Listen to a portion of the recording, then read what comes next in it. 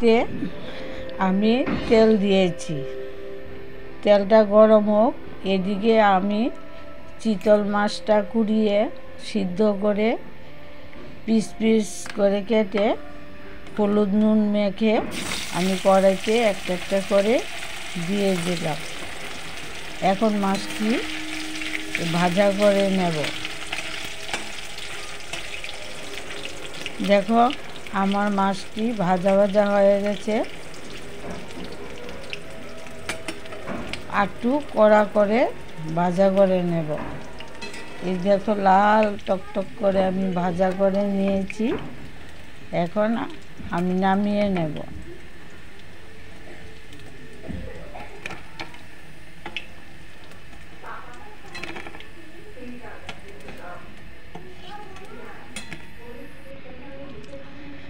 ভাজা কড়াই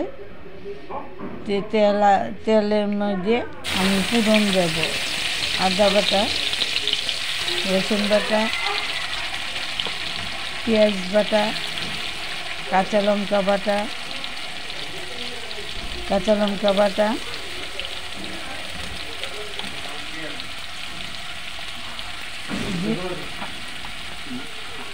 আদা থেতু করে রেখেছি, ওটা দিয়ে দেবো।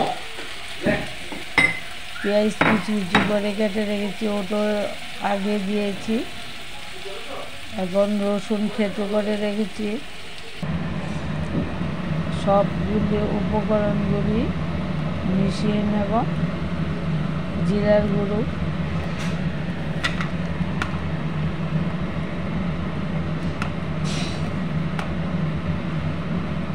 লঙ্কার গুঁড়ো, রঙের জন্য কাঁচা লঙ্কা বাটা দিয়েছি, কাশ্মীরি লঙ্কা গুঁড়ো দিয়েছি রঙের জন্য,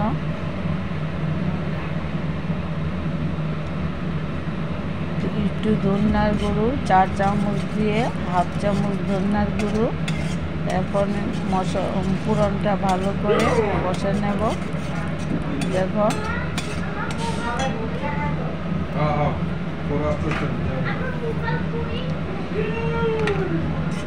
আরেকটু লঙ্কা লাগবে, তার জন্য আরেকটু লঙ্কা দিয়ে দিলাম।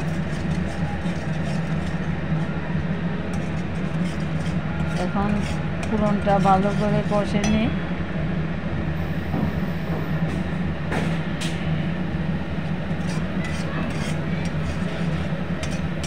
দেখো তেল বেরিয়ে আসছে।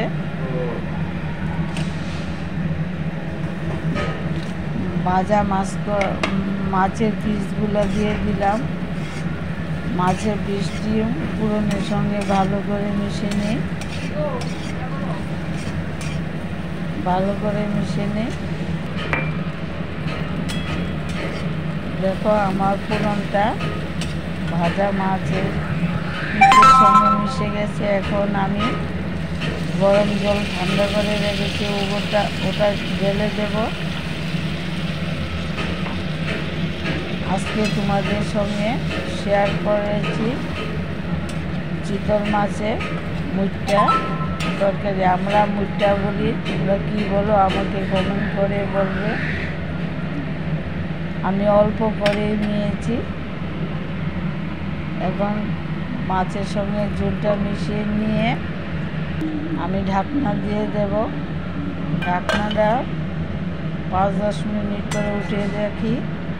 দেখো আমার রেসিপিটা মোটামুটি হয়ে গেছে। এখন এলাচি, দারচিনি আমি গ্রাইন্ডারে গুঁড়ো করে রেখেছি, ওটাও দিয়ে দিলাম।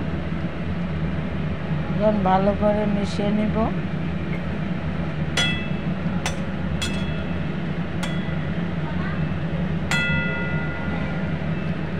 দেখো কালারটা কি সুন্দর এসেছে চিতল মাছের মুইট্টা।